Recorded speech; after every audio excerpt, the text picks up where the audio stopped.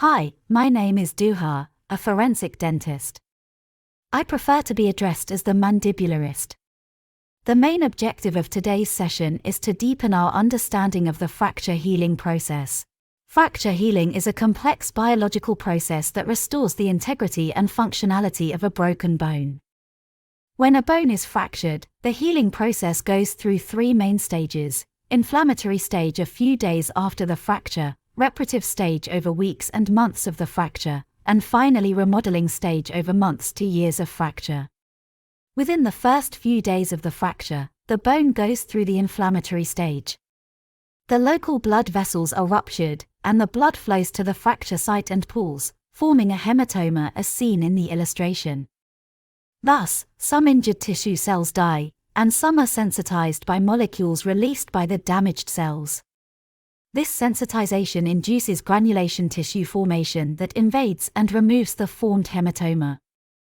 The granulation tissue is a new complex connective tissue that includes fibroblasts formed by duplication and differentiation of the sensitized damaged cells, vascular endothelial cells, and macrophages to remove the hematoma within a matrix of collagen and fibrin.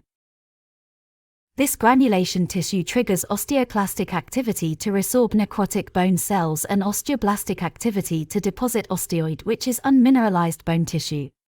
It should be noted that whilst the osteoclastic activity is visible radiographically as widening and blurring of the fracture site, the osteoblastic activity is only histologically or microscopically detectable. Then, the reparative stage starts, in which chondroblasts form a fibrous cartilage matrix called soft callus over the osteoid bridges, providing initial fracture site stability.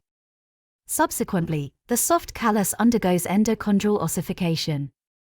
This process involves calcium and phosphorus deposition by osteoblasts, transforming the soft callus into a hard one.